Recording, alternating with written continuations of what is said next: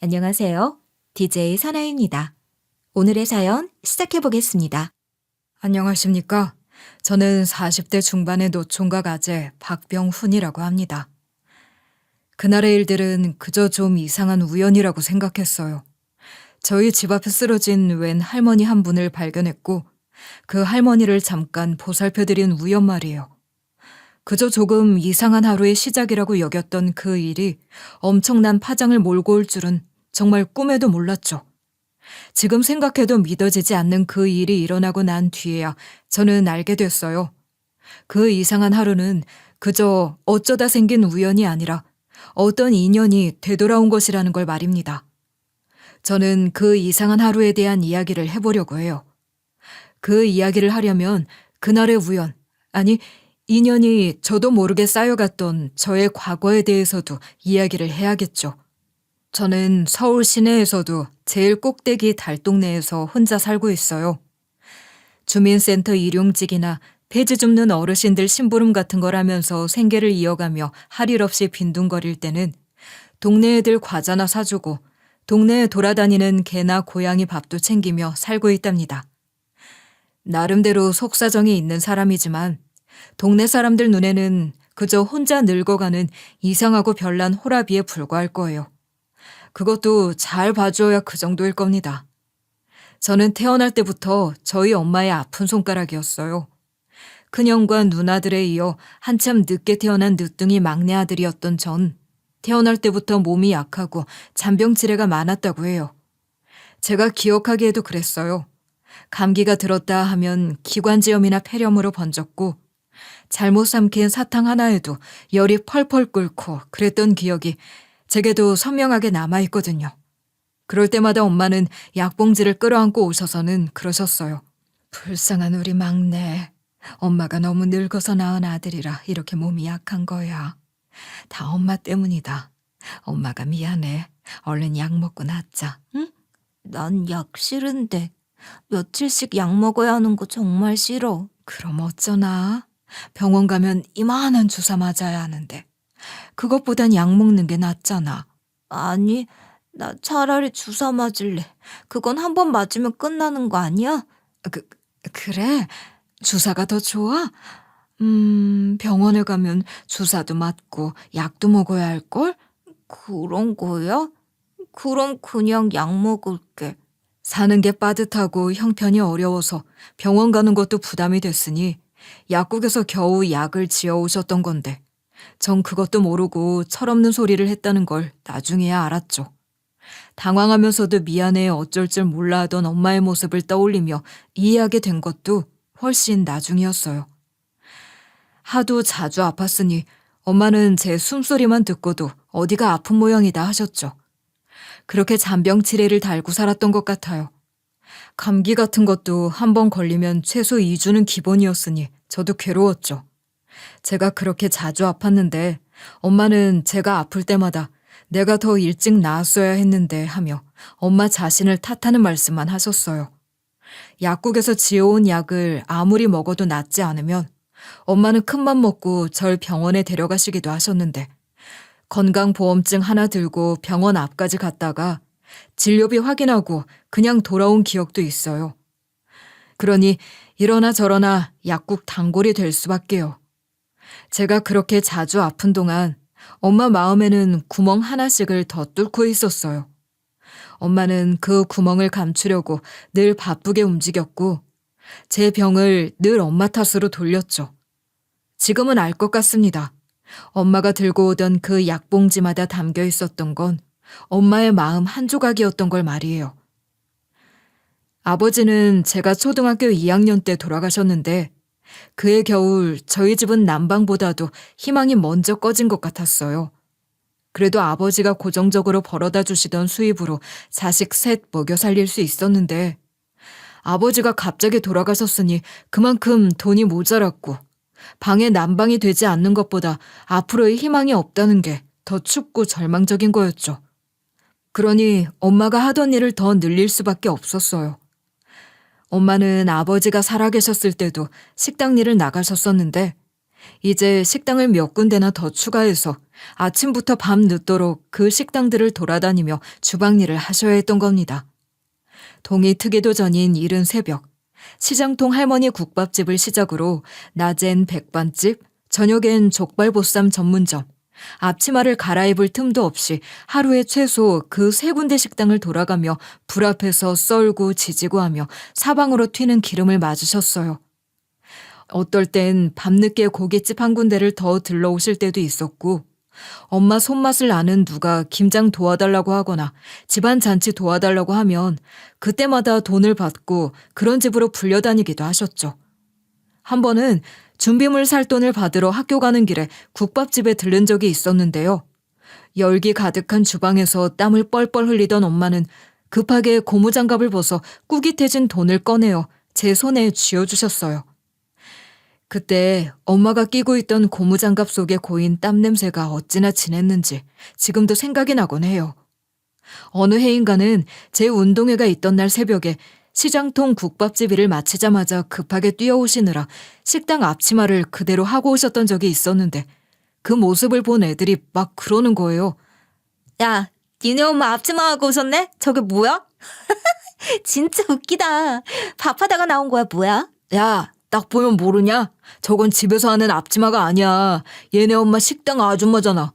시장에 있는 국밥집에서 일할걸? 국밥집이야? 난 족발집인 줄 알았는데. 몰라. 그게 뭐 중요한 건 아니고. 야, 니네 엄마 때문에 운동회가 갑자기 시장 아줌마들 반상회가 된 것 같잖아. 저 앞치마에 묻은 건 뭐야? 저거 김치 국물 아니야? 보기만 해도 냄새가 다 나네. 왜? 우리 엄마가 식당에서 일하는 게 그렇게 웃겨? 뭐야? 넌 그럼 너희 엄마가 식당 아줌마인 게 자랑스럽기라도 하냐? 당연하지. 너네 엄마는 뭐 하는데? 운동회에 어울리지도 않는 멋있는 옷 입고 오면 그게 잘난 거냐? 우리 엄마는 식당 일해서 나랑 형 누나들까지 먹여 살리는데 자랑스럽고 말고. 저는 엄마가 나이가 많은 것도 식당에서 일하는 주방 아줌마라는 것도 부끄럽지 않았어요. 엄마가 해주는 밥이 세상에서 제일 맛있었고 언제나 제 편인 엄마가 좋기만 했으니까요. 아닌 게 아니라 제가 막둥이이기도 하고 말썽을 많이 피워서 형 누나들에게 혼날 때가 진짜 많았거든요. 사소하고 자잘한 일들부터 시작하면 거의 하루 종일 잔소리를 들었다고 해도 과언이 아니에요. 그럴 때마다 엄마만은 제 편을 들어주셨어요. 병훈이 너 이것도 너지? 몇 번을 말해. 갖고 놀던 거 치우고 다른 걸 꺼내라고 했잖아. 넌 진짜 정말 해도 해도 너무한다. 어지르는 사람 따로 있고 치우는 사람 따로 있니? 누가 너 따라다니면서 치워줘야 해? 그러게나 말이야. 집도 좁은데 이렇게 다 어질러 놓으면 어쩌자는 건지. 아, 정말. 아니, 난 그냥 조금만 놀려고 했던 건데. 넌 조금만이 하루 종일이니? 너 막내라고 봐주는 것도 하루 이틀이지 언제까지나 막내라고 봐줄 순 없어. 얘들아, 그만하면 됐어. 병훈이도 이제 다 알아들었을 거야. 병훈이는 아직 애잖니. 애는 무슨. 엄마, 얘가 지금 나이가 몇 살인데 애라고 하시는 거예요. 엄마가 그러시니까 애 버릇이 더 나빠지죠. 안 그래. 우리 막내는 착하잖아. 일부러 그런 것도 아니고 놀다 보면 그럴 수도 있지. 너무 그러지 마. 엄마, 맞아요. 나 정말 조금만 놀다가 치우려고 했어. 나 착해. 그치? 그럼 우리 막내가 얼마나 착하고 여린데. 엄마는 다 알아. 엄마는 맨날 병훈이 편만 들어. 그럼 누구 편을 들까? 니들이 한 편을 먹고 병훈이만 괴롭히잖아. 우리가 괴롭히는 게 아니라 제가 똑바로 안 하니까 그런 거지. 하여간 엄마 때문에 제가 더 저런다고.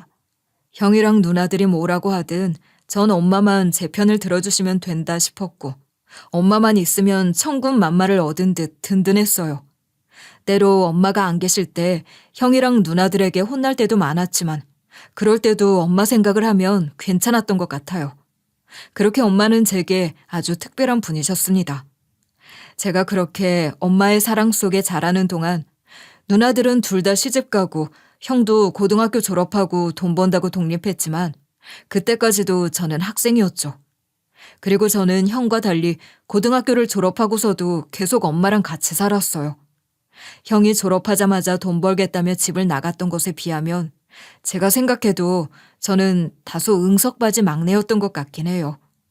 엄마는 늦은 나이에 절 낳았지만 제가 다른 형제들보다 엄마 곁에 오래 머물렀기에 절 제일 많이 품어줄 수 있다고 좋아하셨고, 저 역시 엄마 품에서 엄마가 해주시는 밥을 먹고 지내는 것이 너무 좋았어요.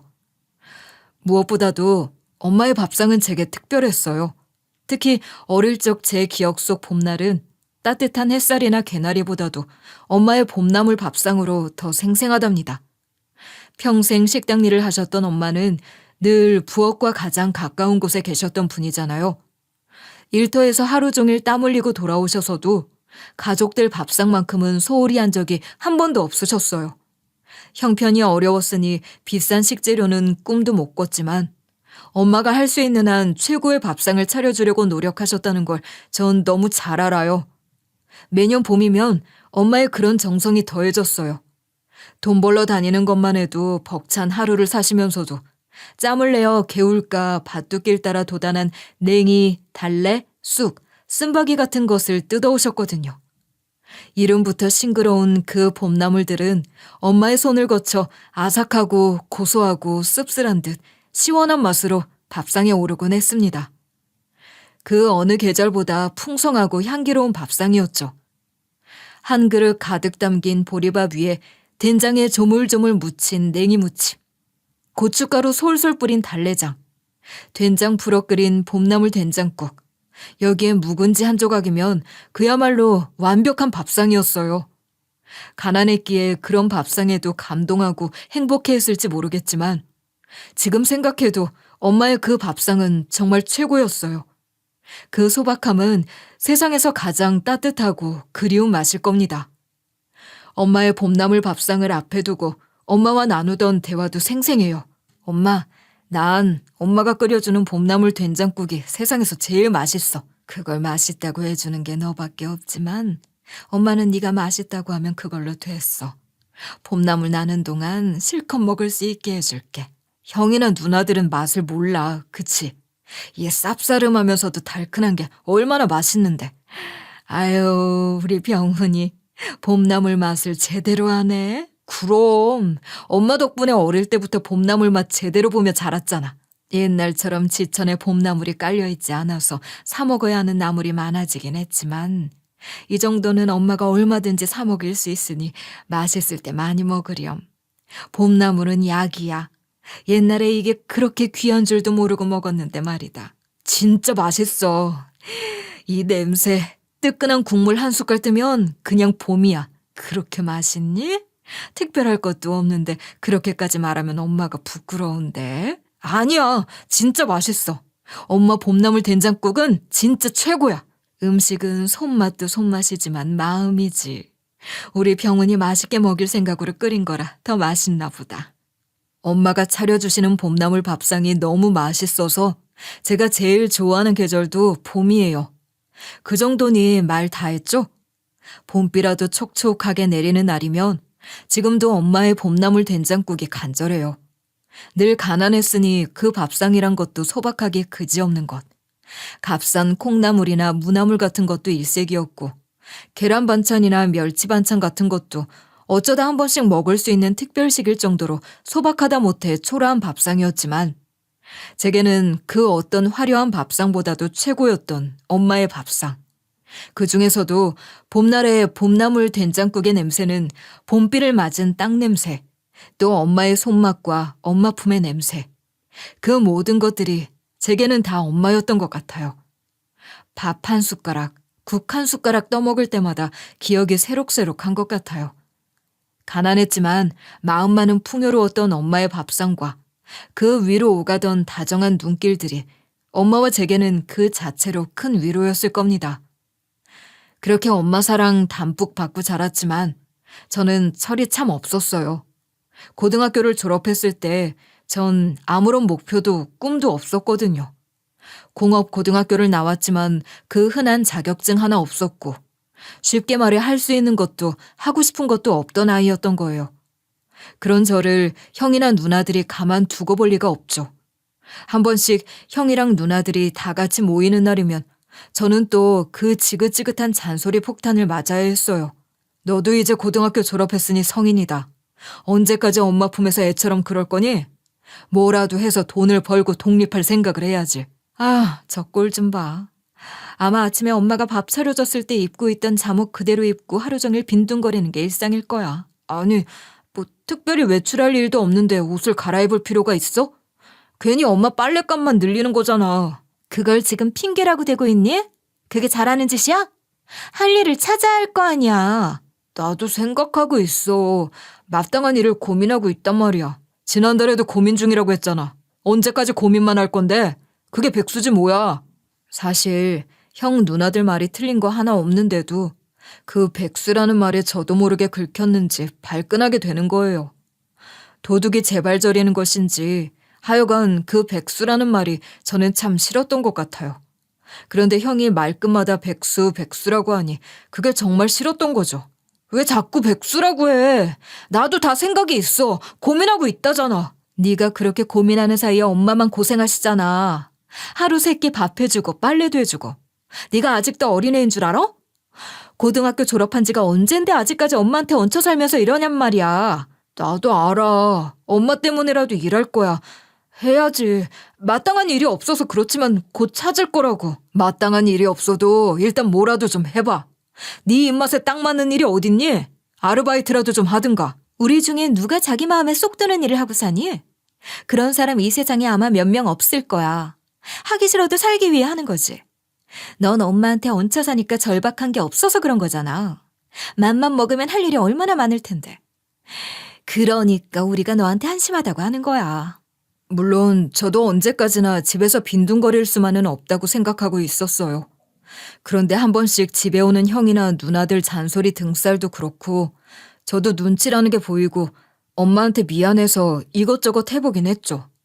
제일 먼저 해본 건 편의점 야간 아르바이트였어요. 밤 10시부터 아침 6시까지였는데 생각보다 너무 외롭더라고요. 손님은 뜸하고 CCTV는 계속 돌아가는 공간에 혼자 있는 시간이 많다 보니 별별 생각이 다 들고 어쩐지 세상에 혼자 버려진 것만 같은 기분마저 드는 거예요. 게다가 계산 실수라도 하면 점주에게 혼나는 건 기본에 제 돈으로 물어야 할 경우도 생기는 거죠. 이건 아니다 싶어서 한 달도 못 채우고 그만뒀어요. 다음엔 물류창고 일을 해봤어요. 고등학교 동창 녀석 따라간 건데 다들 새벽부터 부지런히 움직이는 와중에 전 일단 일어나는 것부터 너무 힘들었어요. 게다가 박스들은 왜 그렇게 무거운지. 허리도 너무 아프고 손톱도 깨지고 그러는 겁니다. 지게차가 옆을 지나다니는 것도 너무 무섭고 남들 다 뛰어다니는데 저만 겁을 내며 움츠러드는 것 같더라고요. 결국 물류창고 일은 세 번째 나간 날 밥 먹는 시간에 그냥 도망치듯 나와버리고 말았어요. 나름 멋져 보이는 카페 아르바이트 같은 걸 해보려고 했는데 매번 면접에서 떨어졌거든요. 그러다 간신히 한 군데에서 일을 해보라고 했는데 출근 첫날 커피 따르다가 손등 데이고 주문이 밀려서 사장 눈치만 보다가 출근한 그날 바로 잘리고 말았어요. 보다 못한 누나가 마트 시식코너 아르바이트를 소개해줘서 거기도 가봤거든요. 모자 쓰고 앞치마 두르는 것부터 싫었지만 거기까지는 꾹 참고 했어요. 그런데 시식하고 있어요. 한번 드셔보세요. 라고 말하는 게 진짜 입이 안 떨어지더라고요. 게다가 어떤 손님들은 말도 없이 음식만 덥석덥석 집어가고 먹고 버리는 이쑤시개를 아무데나 두고 무시당하는 느낌이 드니까 너무 싫은 거예요. 내가 여기서 왜 이런 걸 하고 있지? 그런 생각만 들고 괜한 자존심만 부풀어 올라서 한 주도 못 채우고 관뒀어요. 이렇게 할 수 있는 일을 해봤고 안 해본 일이 더 많긴 하지만 그런저런 이유로 다 그만둔 거예요. 사실 제 속을 들여다보면 답이 나오는 거죠. 힘든 일을 버텨낼 만큼 간절하지도 않았고 조금만 불편해도 뒤로 물러서게 됐던 거예요. 엄마가 차려준 밥을 먹으며 편하게 지내는 동안 그저 조금 더 편하고 괜찮은 일을 기다리고 있었던 것 같아요. 그 일이 뭔지도 모르면서 말입니다. 형이나 누나들 말이 맞아요. 전 여전히 철이 덜 든 아이 같은 모습, 응석바지가 맞는 거죠 뭐. 혼자서 무언가를 끝까지 해낸 적이 없었어요. 다른 것보다 엄마에게 미안한 마음만큼은 진심이었어요. 그런 저를 다그치기보다는 묵묵히 응원해주고 있는 엄마였기에 더 그랬던 것 같아요. 오늘도 점심 안 차려 먹었지? 엄마가 다 해놓은 거 꺼내 먹기만 하면 되는데 자꾸 그렇게 끼니 거르면 몸 상해.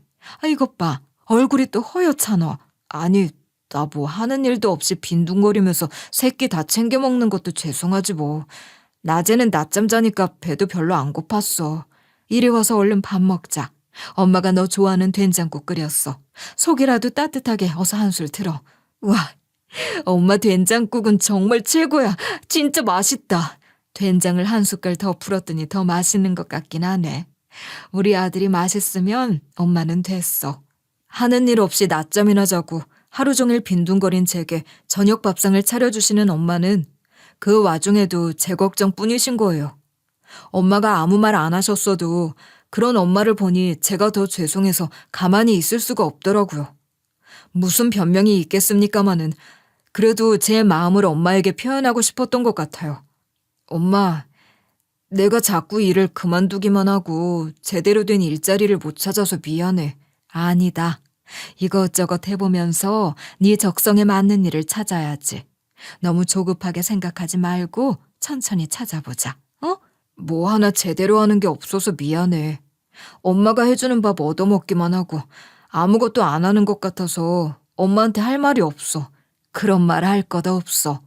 네가 그런 생각을 하고 있다는 게 중요한 거야. 엄마한테 미안한 건 생각하지 말고 네가 잘할 수 있는 일을 찾아야지. 나도 형이랑 누나들처럼 뭐든 척척하고 싶은데 내 맘처럼 안 돼. 그래서 나도 속상하고 힘들어. 네가 못나서 그런 게 아니야. 그저 아직 너한테 맞는 옷을 못 찾은 것뿐이지. 옷이 안 맞는다고 사람이 잘못된 건 아니잖아. 그치? 엄마는 평생을 비가 오나 눈이 오나 식당 일 다니며 고생하는데 나는 고작 며칠 일하다가 힘들다고 도망치긴 하니. 엄마에게 그런저런 이야기들을 하는데 갑자기 목이 메는 거예요. 엄마에게 죄송한 마음도 있었고 엄마가 제 얘기를 잘 들어주시고 또 공감해 주시니 마음이 더 약해졌던 것 같아요. 제가 그렇게 울컥하니 엄마는 제 손을 꼭 잡아주시며 제 마음을 더 다독여 주시더라고요. 우리 아들 마음고생이 심했구나. 넌 아직 뭐가 될까 고민할 수 있는 나이야. 그게 얼마나 귀한 시간인데 그래? 그러니까 의기소침하지 말고 마음의 여유를 더 가져도 돼. 엄마가 네 편이잖아. 엄마, 그런데 시간이 지나도 내가 할 수 있는 일을 못 찾으면 어떡해? 나 자신이 없어. 그래도 괜찮아.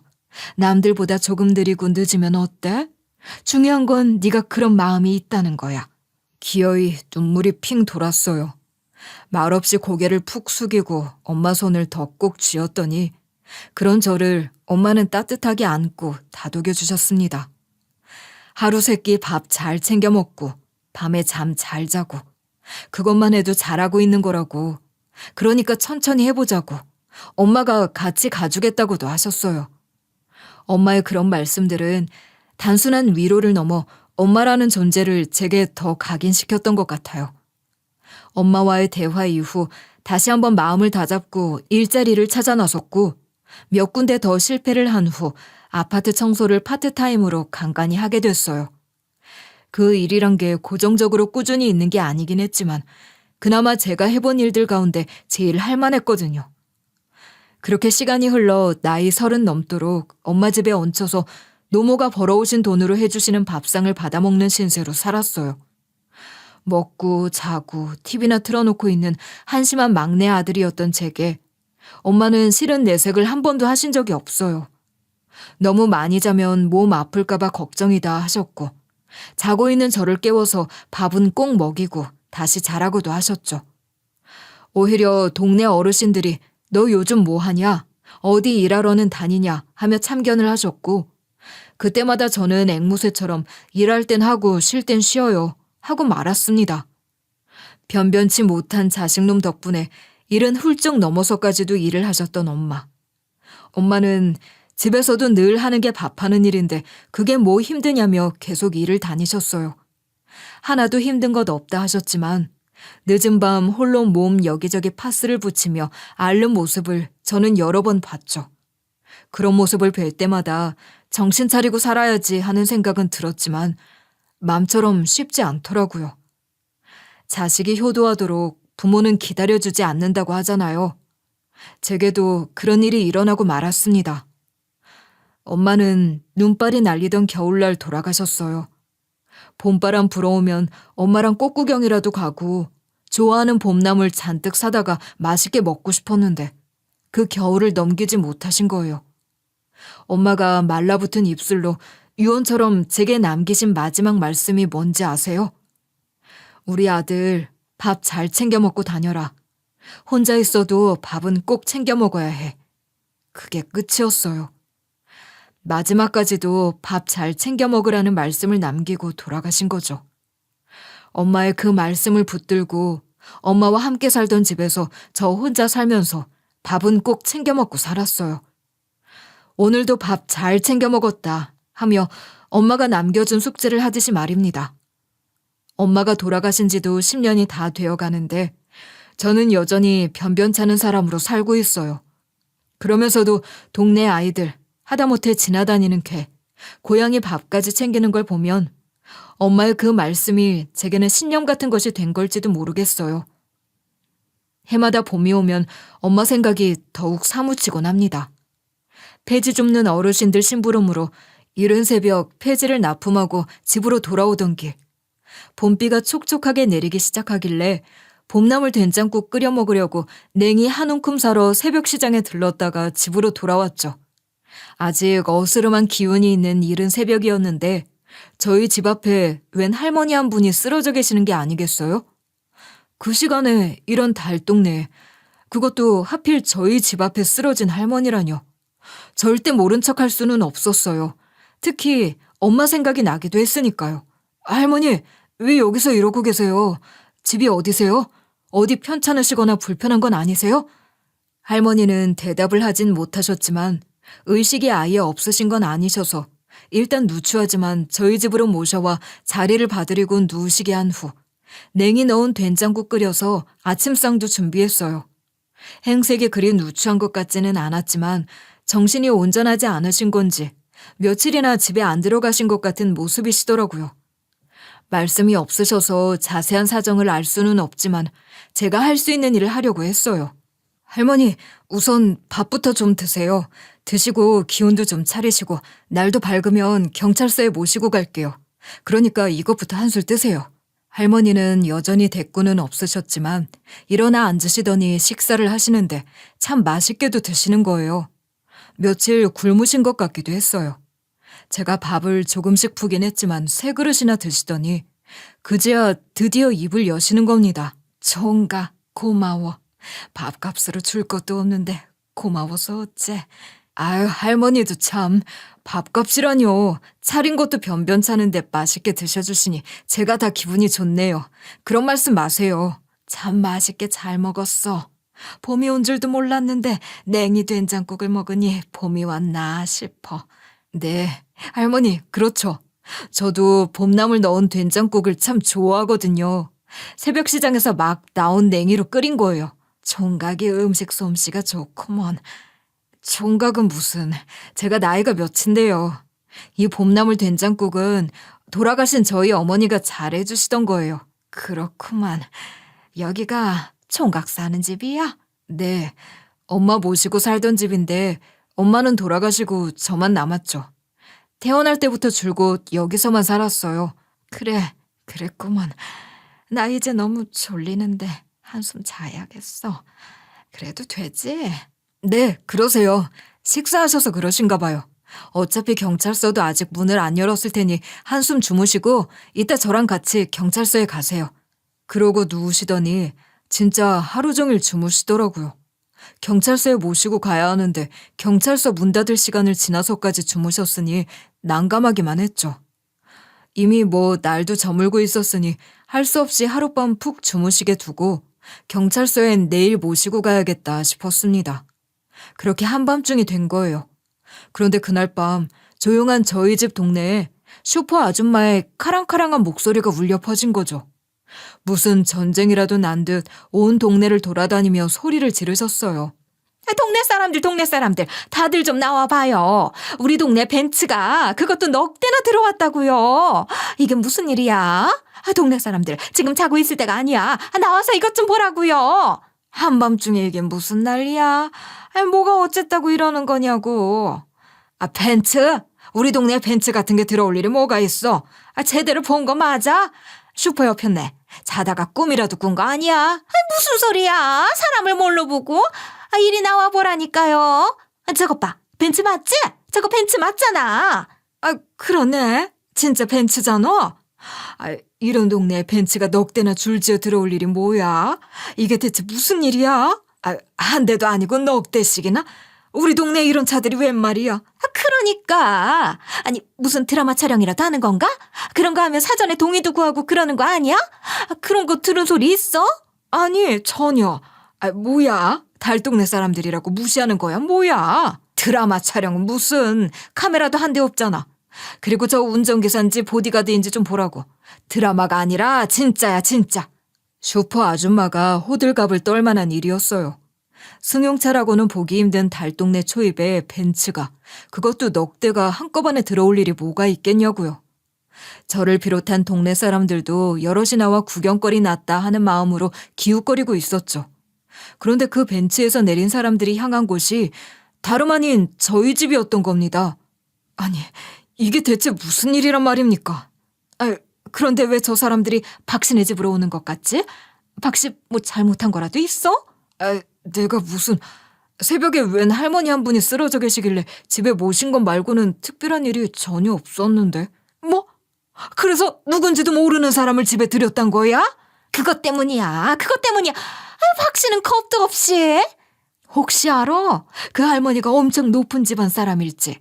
박씨 큰 사례라도 받는 거 아니야? 뭐야? 박씨 재벌가에 은혜 베푼 사람 되는 거야? 재벌가에서 오매불망 찾고 있는 할머니를 박씨가 보호하고 있는 거 아니냐고. 괜히 헛바람 넣지 말아요. 할머니 잘못 모셨다고 텀탱이 나왔으면 다행이지. 아닌 게 아니라 저도 오만 가지 생각이 들어서 머릿속이 복잡하기만 했어요. 대체 무슨 일인지 조바심이 나더라고요. 벤츠에서 내린 사람들은 제 나이 또래의 여자 4명이었어요. 다들 엄청나게 차려입고 있었는데 서로 닮은 걸 보니 딱 봐도 자매지간 같았죠. 그 여자들은 맹렬히 저희 집으로 쳐들어와서는 저를 보고 그러는 거예요. 우리 엄마, 우리 어머니 지금 여기 계신가요? 오늘 새벽, 그러니까 이른 아침에 저희 집 앞에 쓰러져 계신 할머니 한 분을 모시고 들어왔어요. 그 할머니 따님들이신가요? 웃기는 사람이네.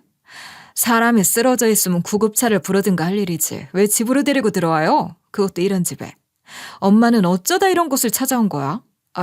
그게 너무 지쳐 보이셔서 일단 안으로 모셨고 밥도 차려드리고 기운 차리시면 경찰서에 모시고 가려고 했는데 하루 종일 주무시는 바람에. 그러니까 애초에 병원으로 갔어야죠. 이게 다 뭐야? 우선 할머니부터 뵙고 말씀하세요.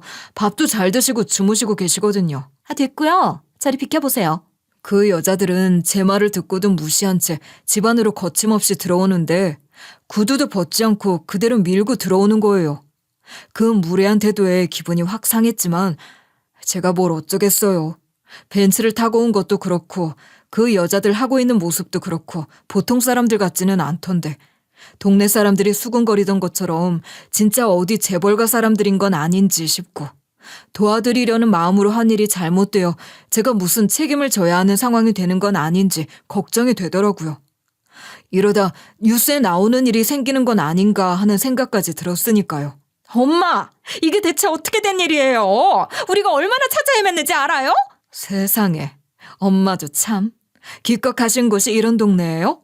이런 달동네까지는 어떻게 오신 거야? 몸도 성하지 않으신 분이 정말. 하여간 딸들 고생시키고 약 올리는 것도 가지가지야. 엄마, 여기서 대체 뭐 하시는 거예요? 그래도 이렇게 찾았으니 다행이지 뭐. 언니들, 얼른 엄마 모셔가긴 해요. 구급차 부르는 게 낫겠지? 김서방한테 연락할까? 그래, 우선 병원으로 모셔야지. 엄마, 병원으로 가세요. 가셔서 주사라도 한 대 맞으시고 그 유언장 얘기 다시 하시자고요. 유언장에 대해서는 더 할 말 없으니 더 이상 왈가왈부하지 마라. 이야기를 듣자 하니 결국 그 딸들은 할머니 유언장 내용에 불만을 품고 할머니를 찾아다닌 것 같은 겁니다. 다급해 보이는 내 딸들과 달리 담담하지만 단호한 할머니의 태도를 보아 전후 상황이 조금은 짐작이 되는 것 같기도 했죠. 엄마, 그걸 저희들 어떻게 받아들이라고 이러세요? 그렇게 유언장 내용만 고지하고 사라지시면 또 어쩌라고요? 여기까지는 혼자 오신 거예요? 세상에, 이런 곳에 어떻게... 언니, 지금 그게 중요해? 엄마, 그 유언장은 말도 안 돼요. 그런 법이 어딨어요? 정말 그게 엄마 뜻이라고요? 엄마, 우리 진짜 충격받았어요. 엄마 재산 중 그렇게 큰 돈을 아무 연고도 없는 사람한테 넘기다니요. 그 사람이 대체 누군데요? 도무지 납득을 할 수가 있어야 말이지. 엄마, 말씀을 좀 해보세요. 내 재산을 내 마음대로 하겠다는데 너희들이 무슨 말이 그렇게 많으냐. 그 재산 일구는데 너희들이 한 일이 뭐가 있어서. 우리들이 한 일이 왜 없어요? 엄마 편찮으시면 병원에 모시고 간병하고 또 그거 다 내 돈으로 한 거 아니냐. 너희들이 뭘 했는데. 손주 한번 데려온 적이 있기라냐. 뭘 했어? 엄마도 참.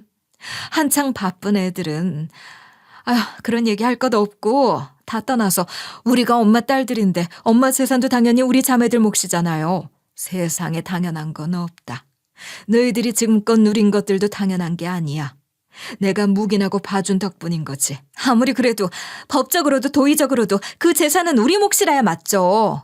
엄마, 이건 말도 안 되는 유언장이에요. 서운하신 게 있으시면 말로 하셔야죠. 그래요, 엄마. 우리가 잘못한 게 있으면 말씀을 하세요. 저희가 고칠게요. 너희들이 어떻게 한다고 해서 바뀌는 게 아니야. 유언장을 다시 쓸 일은 없다. 엄마, 정말 이러실 거예요? 후회 안 하시겠어요? 내 인생 마지막은 내가 정한다. 나는 그 어느 때보다 옳은 결정을 한 거야. 그렇게 실랑이를 벌이고 있는 중에 할머니의 변호사도 저희 집에 도착했고 할머니는 그 변호사에게 기존 유언장을 그대로 집행하라고만 하셨어요. 딸들은 길길이 날뛰었지만 할머니가 워낙 단호하셨으니 뭐라 더 하지 못하고 숨소리만 점점 더 거칠어지더라고요. 그렇게 할머니의 네 딸들과 변호사까지 좁고 누추한 저희 집에 비집고 들어와 그 밤을 그렇게 지새우게 된 겁니다. 그런데 그날 새벽 할머니는 저희 집에서 세상을 떠나셨어요. 어떤 고통도 없이 평온한 모습으로 주무시듯 돌아가신 거죠. 생판 모르는 할머니가 저희 집에서 돌아가신 것인데 정말 놀랄 일은 그때부터 시작됐습니다. 할머니의 유언장에는 유산의 상당 부분을 제게 남기고 나머지는 모두 기부하라고 되어 있었던 거예요. 아니, 조금 더 정확히 하자면 제가 살고 있는 저희 집 주소에 살고 있는 사람에게 남기라고 되어 있었어요. 그게 바로 저인 거죠. 졸지에 알지도 못하는 분이 남긴 거액의 유산을 받게 된 것인데 그 돈이 얼마나 큰 돈인지 그런 걸 다 떠나서 그저 당황스럽고 어리둥절하기만 했습니다.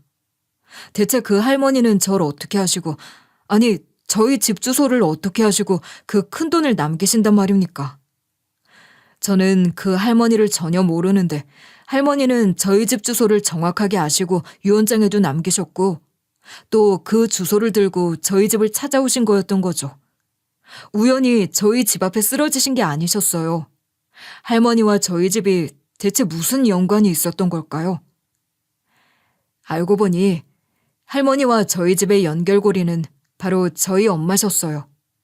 오래전 제가 사는 달동네가 철거될 위기가 있었던 적이 있었거든요. 저도 그때를 기억해요. 그때 마지막까지 투쟁했던 사람이 저희 엄마셨죠. 그리고 그 할머니는 당시 철거를 진행하려는 사측 부동산 중개인으로 저희 동네인 이 달동네에 여러 번 왔던 분이셨던 겁니다. 그때 사측이 무리하게 철거를 진행하는 바람에 일부 철거가 진행된 집들도 있었는데 그 할머니가 당시 철거가 진행 중인 걸 모르고 어느 집에 들어갔다가 큰일을 당할 뻔한 걸 저희 엄마가 구해주셨던 거예요. 그리고 밥이나 한 끼 먹고 가라며 밥도 차려주셨다는 겁니다. 저희 엄마 덕분에 목숨을 건진 할머니는 어떻게든 살해를 하려고 했지만 엄마는 아무것도 받지 않겠다고 하셨고 할머니는 목숨을 구한 것도 그렇지만 엄마가 차려준 밥 한 끼, 그리고 대범한 엄마의 모습에 깊은 감명을 받으셨던 거예요.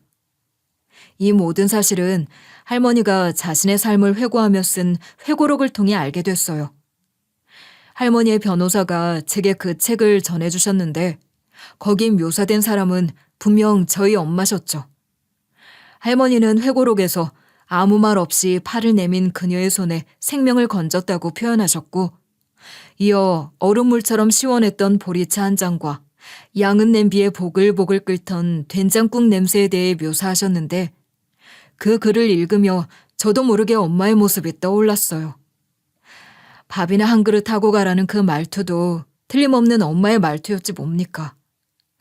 할머니는 아무것도 없는 가난한 사람이었던 저희 엄마가 그 어떤 사례를 바라기는커녕 그 밥상에 담아 따뜻하게 베풀어준 마음 앞에서 한없이 작아졌다고 하셨어요. 이후로 세월은 그냥 흘렀고 할머니의 자식들이 자란 만큼 할머니는 늙으셨죠. 세상은 더욱 차갑고 각박해졌고 말입니다. 그런 중에 자꾸만 이 달동네의 골목과 저희 엄마의 그 밥상이 자꾸만 기억 속에서 되살아났다는 거예요. 죽음이 가까워진다는 건 마음속 빛이 더 선명해진다는 뜻이라고 하더군요. 할머니는 재산을 정리하면서 망설임 없이 저희 집 주소를 떠올렸다고 합니다. 이건 변호사님이 해주신 말씀이에요. 그날 할머니를 살린 엄마의 손길, 또 그 손길로 차려준 한 끼에 대한 대가, 평생 잊지 못한 은혜에 조금 늦은 답장을 보내는 것뿐이라고 말이에요. 그 모든 이야기를 듣고 나니 엄마가 그토록 중요하게 생각하던 밥상이 제 인생을 바꾼 건 아닌가 그런 생각이 들더라고요.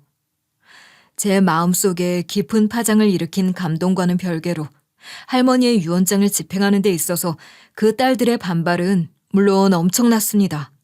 그야말로 격렬하게 달려드는 거죠.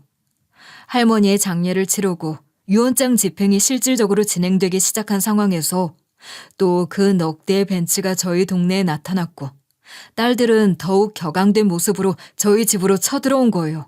당신이 우리 엄마한테 뭘 했다고 그 큰 돈을 받겠다는 거예요? 염치도 없이? 물 한 잔 떠다 주고 밥 한 끼 차려준 게 뭐 그리 큰 은혜라고. 저희 엄마가 할머니 목숨을 구하신 분이라는 소리는 못 들으셨나요? 말이 좋아 생명의 은인이지. 사실 뭐 딱히 한 일도 없는 거 아닌가? 그냥 들어가서 손 붙들고 나온 것뿐이라면서 그게 무슨... 그리고 엄마 회고록에 보면 온통 그놈의 밥상 얘기뿐이라고요. 엄마도 참 정말 노망이라도 드신 거 아니야? 그깟 밥상에 뭐라고 유산을 준다는 거야? 기가 막혀서. 생명의 은인이고 밥상이고 간에 이건 말도 안 되는 거야. 엄마 정신이 온전치 않으실 때 작성하신 게 틀림없다고. 당신 우리 엄마 그날 처음 본 게 맞아? 그 전부터 다 알고 우리 엄마한테 접근했던 거 아니야? 그래, 그럴 가능성도 충분히 있지. 그랬다면 그건 사기야, 사기. 말도 안 돼. 우리가 엄마를 모신 게 몇 년인데 이런 사람한테 유산이라니. 이것 보세요. 다들 진정들 좀 하시고요. 전 할머니나 할머니의 회고록에 대해서도 전혀 몰랐고 저희 엄마와 할머니 사이에 그런 인연이 있다는 것도 전혀 몰랐어요. 믿기지 않았지만 회고록을 보고 조금은 이해할 수 있게 됐죠. 딸들이라면서 할머니 마음을 정말 모르시는 건가요? 뭐예요? 지금 우리가 우리 엄마 마음도 모르는 딸들이다 이건가요? 그렇잖아요. 그 회고록을 제대로 읽었다면 어떤 마음으로 그런 결정을 하셨던 건지 조금은 알 텐데요. 그쯤 되니 저도 슬슬 화가 나더라고요. 오죽하면 그 할머니께서 자식들에게는 유산을 한 푼도 남기지 않고 그 옛날 목숨을 구해준 저희 엄마를 떠올리셨을까요? 그간 얼마나 각박한 세상의 환멸을 느끼고 돈밖에 모르는 딸들에게 실망하셨으면 그러셨을까 그 말입니다. 그런 결정을 내린 어머니의 마음을 이해하지는 못할 망정 이런 식으로 제게 찾아와 염치가 없다는 둥 그 돈 받을 자격이 있네 없네 하는 것이 화가 나기 시작했어요. 그러니 제 말도 곱게 나가질 않는 거죠. 큰 돈이 눈앞에 왔다 갔다 하니까 제정신이 아닌 모양인데 이것 보세요. 당신은 그 돈 받을 자격이 없어. 우리가 그 꼴 그냥 보고만 있을 것 같아? 그러니까 말이야. 괜히 일 키우지 말고 그냥 그 돈 포기하고 내놓는 걸로 깔끔하게 처리하죠. 그렇게만 해준다면 우리가 어느 정도 성의는 보일 수 있어요. 그게 어디야? 사는 걸 보아하니 그런 돈도 평생 못 만져볼 사람 같은데. 저희가 제안하는 대로 하시죠. 그 돈이 어떤 돈인데 감히 그런 돈을 넘봐? 돈을 떠나서 나는 할머니의 진심을 지켜드리고 싶네요. 마지막 순간에 그런 결정을 하신 그 마음을 말입니다. 뭐야? 그래서 지금 정말 해보자는 거예요? 기가 막혀. 언니들 됐어. 긴 말 할 것 없고 법으로 밀어붙여. 우리가 명분이 없어 뭐가 없어? 결국 그 딸들은 유류분 반환 청구 소송까지 걸어왔으나 그 딸들은 할머니 살아생전 이미 할머니에게 증여 형식으로 받은 재산이 만만치 않았고 그것에 대한 근거 또한 할머니가 변호사를 통해 이미 다 만들어둔 상황이었어요. 탐욕스러운 딸들은 이미 할머니 재산을 탐낼 만큼 탐내고 챙길 만큼 챙겨 가져갈 만큼 다 가져가 놓고도 여전히 할머니 유산을 노리고 있는 괘씸한 딸 자식들이었던 겁니다. 그런 자식들 모습에 회의감을 느낀 할머니가 그런 결단을 내렸던 것을 저는 너무나도 이해할 수 있었어요. 법적 공방까지 펼쳤으나 그 딸들이 더 챙겨갈 수 있는 유산은 그리 많지 않았고 할머니가 원하던 대로 제게 물려주신 유산과 사회환원 유산 모두를 지킬 수 있었습니다. 제가 사는 동안 그렇게 큰 돈을 구경하게 될 일도 없을 거라 생각했는데 제 수중에 그런 돈이 들어오다뇨. 아직도 실감이 나지 않지만 저는 그 돈을 의미 있게 쓰고 싶다는 생각만큼은 또렷하게 하고 있어요. 무엇보다 엄마 이름을 걸고 좋은 일을 해보고 싶다는 생각에 고민을 하다가 무료 급식소를 운영하면 어떨까 생각하게 됐어요. 할머니께 받은 유산을 기반으로 기금을 조성하고 저희 동네 사람들에게 일자리를 제공하며 무료 급식소를 운영하고 싶어요. 저도 그렇지만 저희 동네에는 일을 하고 싶어도 일자리가 마땅치 않아서 놀고 있는 사람들이 많거든요. 어리고 철없던 시절의 저처럼 일자리를 가려서가 아니라 받아주는 곳이 없어서 발만 동동 구르는 분들도 많으시다는 걸 전 잘 알거든요. 그런 분들을 도울 수 있고 하루 한 끼 먹는 것도 힘든 분들에게 따뜻한 밥 한 끼를 제공할 수 있다는 보람도 있으니 이 일보다 더 좋은 일은 없을 겁니다. 제가 생각하는 것들을 이뤄가기 위해 공부도 열심히 하고 있어요. 뭐든 하려면 제대로 알아야 하니까요. 솔직히 머리가 많이 아파요. 도통 무슨 말인지 알 수 없는 것들도 많고 말이에요. 그래도 포기하지 않고 이뤄낼 겁니다. 할머니와의 인연과 유산, 그 모든 것은 결국 엄마가 제게 남긴 거라고 생각해요. 엄마를 위해서라도 저는 지금부터 제대로 된 삶을 살고 싶어요.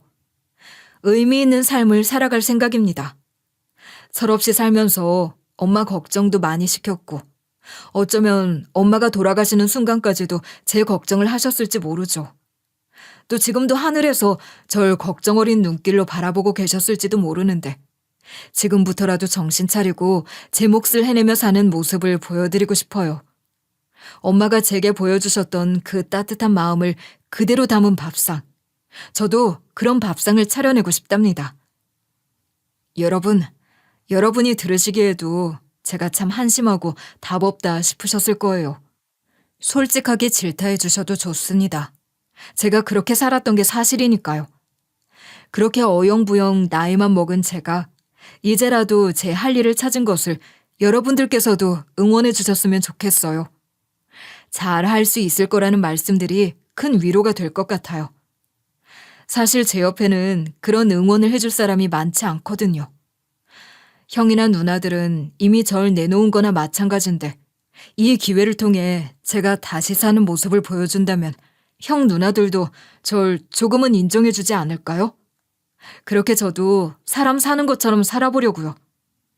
이렇게 하찮은 제 이야기를 끝까지 들어주신 분들이 계시다는 것만으로도 이미 큰 위로가 되는 것 같습니다. 이 위로 그대로 받고 용기 얻어서 새 출발 제대로 한번 해볼게요. 여러분, 정말 감사합니다. 많이 망설였는데 이렇게 제 이야기를 하면서 저 스스로를 돌아보는 계기도 됐고 또 새롭게 마음을 다잡을 수 있는 것 같아요. 저 정말 열심히 살아볼게요. 응원해주세요. 감사합니다.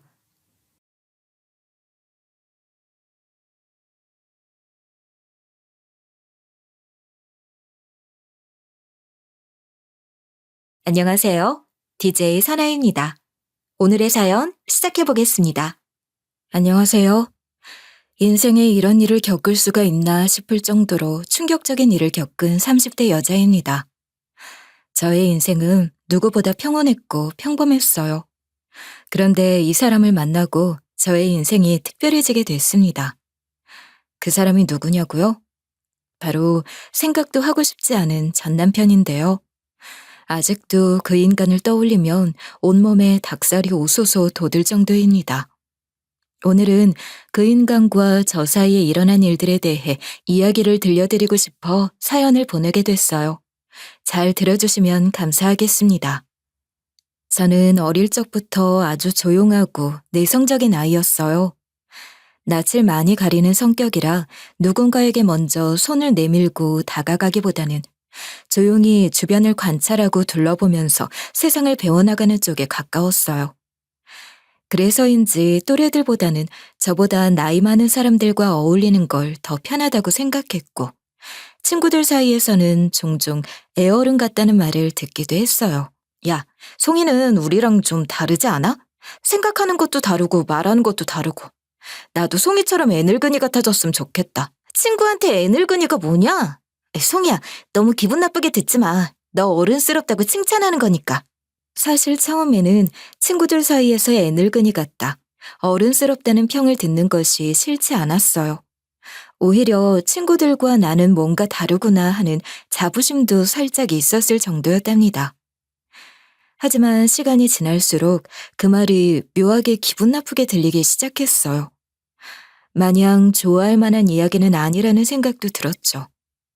마음속으로는 저도 또래 친구들처럼 아무 걱정 없이 깔깔거리고 웃고 떠들 수 있는 그런 아이로 보이고 싶었어요. 부모님은 맞벌이를 하고 계셨기 때문에 저는 대부분 집에 혼자 있는 시간이 많았어요. 밖에 나가서 뛰어노는 성격도 아니었기 때문에 집에 있을 때는 주로 방에서 혼자 책을 읽거나 텔레비전을 보면서 시간을 보내곤 했습니다. 가족들이랑 삼삼오오 모여 화목한 분위기 속에서 같이 밥을 먹는 시간 따위는 제겐 그저 사치일 뿐이었어요. 엄마, 아빠, 오늘 주말인데 같이 밥 먹을 수 있어요? 아니, 엄마랑 아빠는 오늘도 출근해야 해. 부엌에 김치찌개 끓여놨으니까 알아서 챙겨 먹든지 아니면 배달시켜 먹어. 식탁 위에 돈 놔두고 갈게. 여기서 찾아오는 외로움은 분명히 존재했어요. 하지만 그 외로움을 어디서 어떻게 해소해야 하는지 알지 못했기 때문에 그냥 마음속으로 꾹 삼키면서 살아갔죠. 차라리 말로 풀어내는 성격이라면 참 좋았겠지만 투정을 부리거나 때를 쓰는 타입이 아니었기에 참는 것이 편했습니다.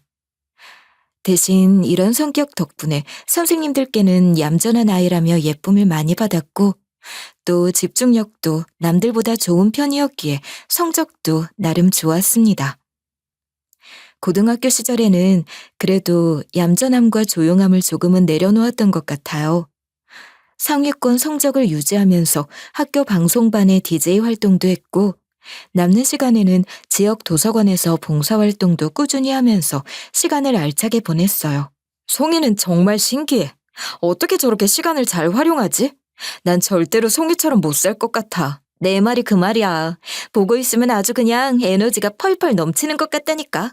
사실 고등학교에 들어와서 조금 활발해지기 시작한 이유는 더 이상 혼자서 허송세월을 보내고 싶지 않다는 생각도 있었고, 그와 동시에 사람들과 어울리고 싶다는 묘한 갈증도 있었기 때문이었어요.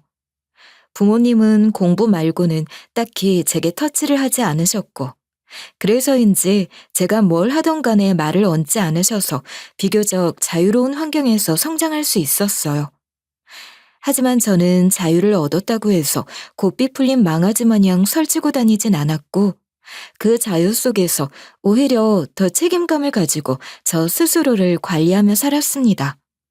그러다 보니 자연스럽게 사람이 변하게 되더라고요. 대학은 지방 국립대로 진학하는 걸 선택했어요. 일단 국립이어서 등록금도 저렴했을 뿐 아니라 성적이 좋은 편이었기 때문에 장학금을 받으면서 학교를 다닐 수 있다는 메리트가 있었어요.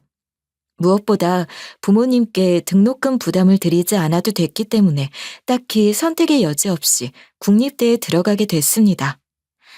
제가 선택한 전공은 행정학이었어요. 나중에 졸업을 하면 취업에 유리할 거라는 막연한 기대와 함께 전공을 선택했지만 막상 공부를 해보니까 행정학보다도 훨씬 더 흥미로운 분야가 많다는 것을 알 수 있었어요. 다양한 과 친구들을 만나고 이야기를 듣고 그러다 부전공을 선택해서 대학 시절에도 쉴 새 없이 바쁘게 살았어요.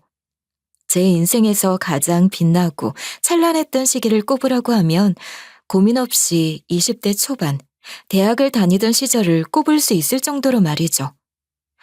동아리 활동, 봉사활동, 아르바이트. 그 어떤 것 하나도 놓치지 않고 열심히 살아갔던 저는 졸업 후 운 좋게 공기업의 계약직으로 취업을 할 수 있게 됐어요. 아무래도 공기업이었기 때문에 정규직 전환이 되는 것이 하늘의 별 따기 수준으로 어렵다는 것은 잘 알고 있었지만 대학이라는 공간을 벗어나 정식으로 사회생활을 시작했다는 것 자체가 제겐 정말 큰 의미가 있었습니다. 첫 출근 날, 많은 사람들 앞에서 씩씩한 목소리로 인사를 했던 것이 아직도 기억에 생생하게 떠올라요. 안녕하십니까? 이번에 인턴 계약직으로 입사하게 된 최송이라고 합니다. 앞으로 잘 부탁드리겠습니다. 이야, 우리 인턴 이제 막 대학을 졸업해서 그런가 목소리에 아주 파이팅이 넘치는데 앞으로 우리 회사에서 일하면서 많이 배워놔. 혹시 알아? 계약직 끝나면 정규직으로 전환시켜줄지. 네, 누구보다 열심히 하겠습니다. 사회생활은 생각 이상으로 호락호락하지 않았어요. 어느 순간에는 퇴사를 하고 싶다는 생각이 들 정도로 힘들었죠. 하지만 일을 배워가면서 뿌듯한 것도 많았고 얻는 것도 많았습니다. 첫 월급으로 부모님께 처음으로 빨간 내복을 선물해 드렸을 때의 기쁨. 그리고 제가 벌어서 사고 싶은 것들을 살 수 있다는 만족감도 있었어요. 그렇게 열정적으로 일하던 제가 남편을 처음 만난 건 바로 직장에서였어요.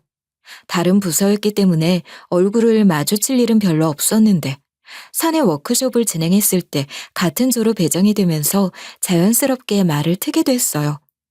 사실 첫인상은 그렇게 눈에 띄지 않는 편이었는데 시간이 지날수록 점점 눈에 들어오는 사람이었습니다. 차분하고 예의 바른 성격이었던 데다가 불필요한 말은 하지 않되 해야 할 말은 똑부러지게 하는 스타일이라 그 모습을 보고 약간의 호감이 생겼어요. 그래서 옆에 있던 동료에게 조심스럽게 물었죠. 저기, 내 옆에 앉은 분 말이야. 어디 부서라고 하셨었지? 어?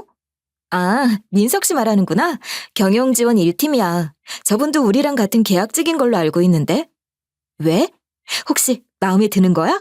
아니, 마음에 들기는 무슨 마음에 들어.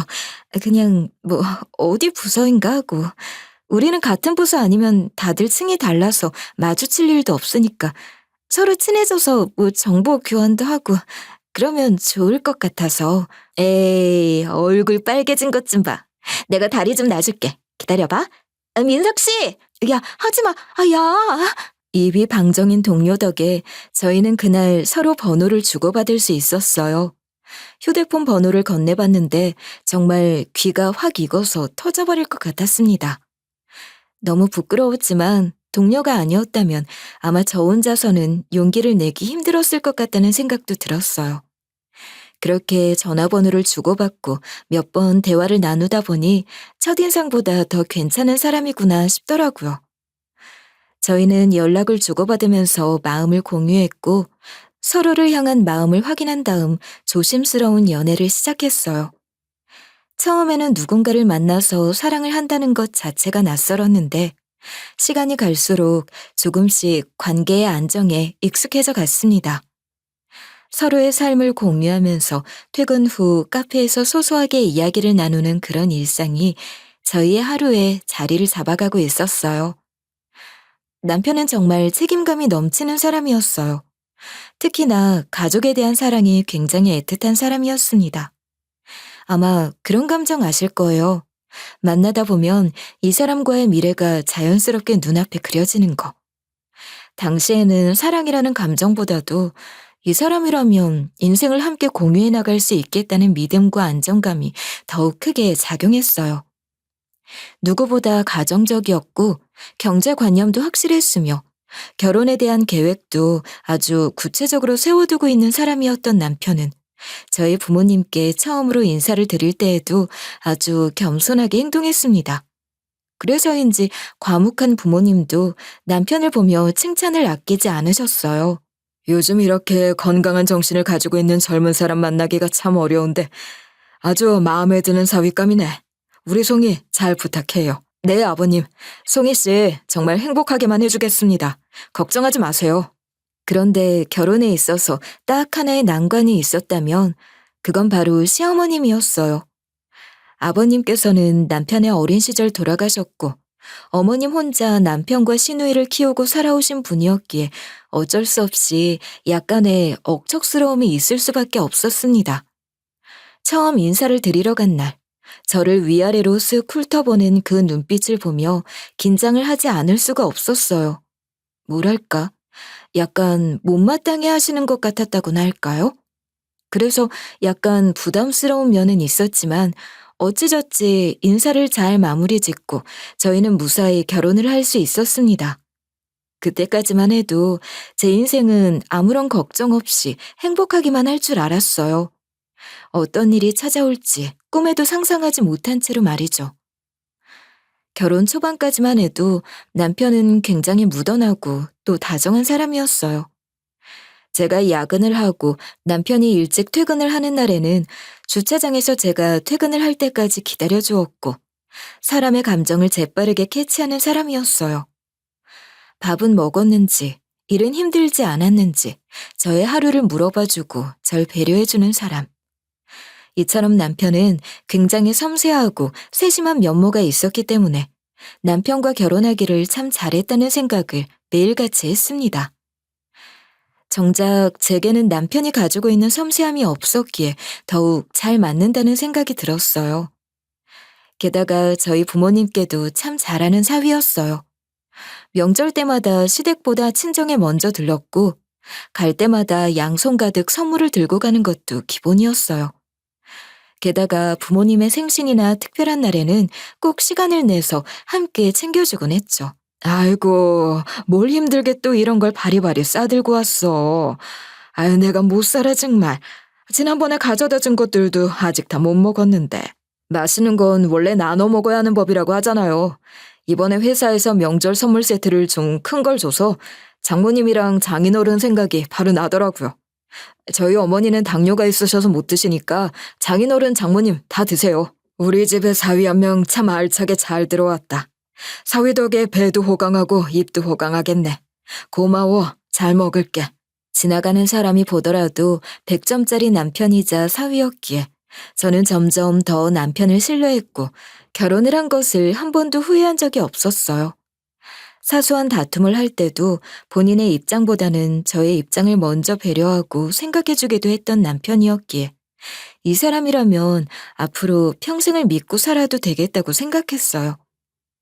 결혼 생활 초반에는 그렇게 행복하게 신혼을 보낼 수 있었습니다. 하지만 결혼 2년 차에 접어들었을 무렵쯤부터 남편의 태도에서 조금씩 미묘한 변화가 느껴지기 시작했어요. 저는 계약직에서 정규직 사원으로 회사를 다니고 있었고 남편은 조금 더 규모가 있는 회사로 이직을 했는데 그 회사에서 승진을 하게 되면서 회식을 나가는 날이 늘어났고 주말에도 회사 사람들을 만난다며 혹은 출근을 해야 한다며 집을 비우는 날이 잦아졌어요. 오늘도 회사 나가는 거야? 그 회사도 진짜 너무한다. 적어도 주말에는 사람 좀 쉬게 해줘야 하는 거 아니야? 그렇게 맨날 출근하면 피곤해서 어떻게 살아. 승진을 했으니까 뭐 어쩔 수 없는 거지. 이런 건 내가 다 감수해야 하는 부분이라고 생각해. 밥 잘 챙겨 먹고 나 이따가 저녁에 약속 있어서 저녁도 혼자 먹어야 할 것 같아. 저녁만큼은 집에서 같이 먹지. 미안. 클라이언트 모임이라서 어쩔 수가 없네. 이해 좀 해줘. 이렇게 남편이 바빠지면서부터 저희 부부의 사이도 조금씩 소원해지기 시작했어요. 퇴근 시간이 점점 늦어졌고 퇴근하고 집에 들어와서도 휴대폰만 들여다보고 있는지라 자연스럽게 대화가 줄어들게 됐죠. 그런 모습에 내심 서운한 마음이 크게 들었지만 그래도 남편이 그만큼 바빠졌기 때문에 이해를 했습니다. 그러던 어느 날 제가 외근을 나가야 할 일이 생겼어요. 외부 출장을 가야 했기에 2박 3일 정도 집을 비워야 했죠. 그래서 전날부터 준비를 하면서 남편에게 출장을 가야 한다는 사실을 이야기했어요. 나 3일 정도 집에 없을 거야. 회사에서 출장 좀 다녀오라고 하더라고. 내일 바로 출발해. 아, 그래? 진작에 말하지. 그러면 돌아오는 날 몇 시쯤 들어오는데? 그거야 나도 모르지. 틈틈이 문자 남겨놓을게. 알았어. 잘 다녀와. 출장을 가 있는 동안 틈틈이 남편에게 사진을 찍어 보내기도 했고 일정을 보고하기도 했어요. 하지만 저에게 돌아오는 답장은 그 어떤 것도 없었습니다. 확인을 하고 답장을 하지 않기도 해서 뭐 하는 건지 궁금해서 전화를 걸었는데도 전화도 받지 않더군요. 나중에는 지금 일하고 있다고 바쁘니까 전화를 걸지 말고 문자를 하라고 짧은 답장이 돌아왔습니다. 그런데 그 답장에 묘하게 이질감이 느껴졌어요. 그런 거 아시죠? 불현듯 찾아온 여자의 불쾌한 감은 딱 맞아 떨어진다는 사실.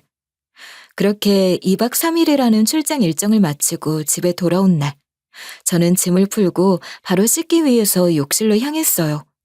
그리고 그곳에서 아주 낯선 물건 하나를 발견하게 됐죠. 그게 뭐였냐고요? 바로 처음 보는 여성용 헤어밴드였습니다. 디자인도 색깔도 전혀 제 취향도 아니었기도 했고, 또 이런 걸 사용했었던 적이 없었기에 이게 왜 여기에 있는지 당황스러울 뿐이었어요. 그리고 동시에 심장이 저 아래로 쿵 하고 떨어지는 듯한 느낌도 받았습니다. 제가 쓰는 물건이 아니었으니까요. 하지만 최대한 침착하게 진정을 하고 그날 저녁 남편이 퇴근하고 돌아오자마자 헤어밴드를 건네며 조심스럽게 물었어요. 여보, 내가 오늘 돌아와서 바로 욕실에 갔더니 처음 보는 헤어밴드가 있더라고. 혹시 이거 누구 건지 알아? 자기가 쓰려고 산 건 아닐 거 아니야. 아, 이게 여기 있었네. 안 그래도 이걸 어떻게 찾아야 하나 난처했었는데. 무슨 소리 하는 거야? 이게 누구 물건인데? 이거 우리 회사 여직원 헤어밴드야. 내 물건이랑 서로 바뀌어서 나도 많이 당황스러웠거든. 그 직원은 면도기를 들고 갔고 난 헤어밴드를 들고 왔네. 그거 나한테 다시 돌려주면 내일 내가 갖다 줄게. 남편은 정말 아무렇지도 않은 듯 제게 손을 내밀었어요. 아니, 너무 태연하다 싶었습니다.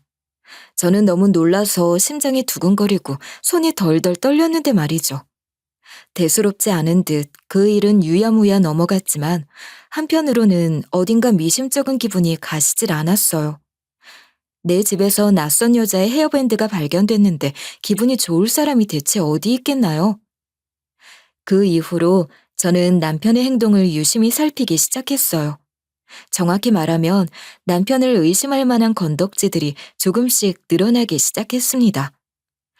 남편의 휴대폰을 불시에 확인했을 때 통화 목록들과 카카오톡 대화 내용들이 이상하리만치 깔끔하게 정리가 되어 있다던가, 특정 시간대에 연락이 두절되는 일이 잦았고, 옷 매무새나 향수가 바뀌는 등 예전과는 확연히 다른 모습들이 눈에 보였습니다.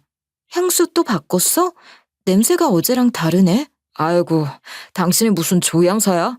그냥 샘플로 받은 거 한번 뿌려봤어. 예전에는 향수향 독해서 뿌리기 싫다고 하더니 이제는 잘만 뿌리네. 나이 드니까 이런 향에 익숙해지게 되더라고. 당신도 한번 뿌려봐. 은은하게 향나는 거 나쁘지 않더라. 과하게 뿌리면 냄새가 나긴 하는데 나쁘진 않았어. 하지만 저는 그걸로 남편이 바람을 피고 있다는 것을 단정짓지는 못했어요. 심증만 있을 뿐 뚜렷한 물증이 없었기 때문이었죠.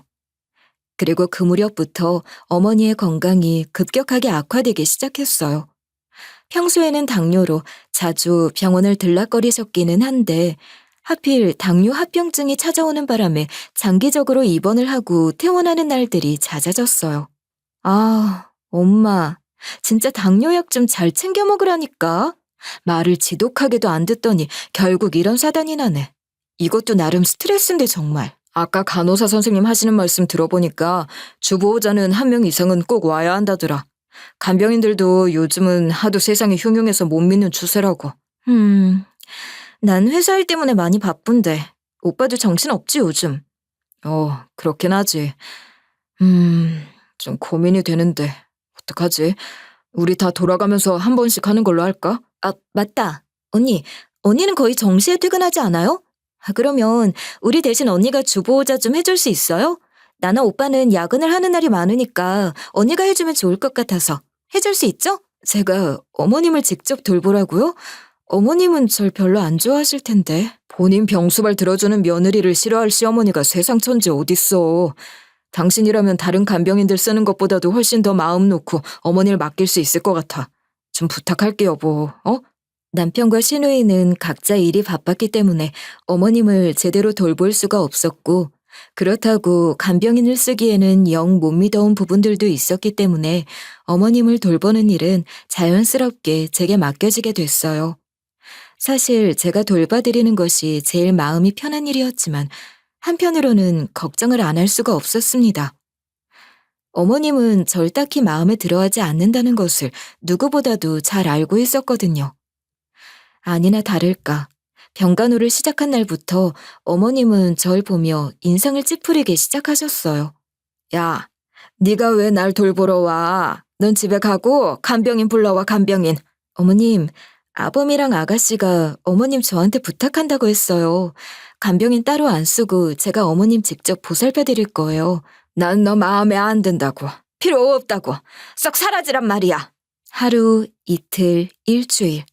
절 볼 때마다 고성을 지르시는 어머님을 보며 주변에 있던 환자분들과 보호자분들도 저마다 한마디씩 말을 얹기 시작하셨습니다. 며느리가 시어머니를 잘 모시겠다는데 왜 그러는 거냐. 굴러 들어온 복을 제 스스로 걷어차는 것 같다. 대부분 이런 반응을 보이시곤 했죠.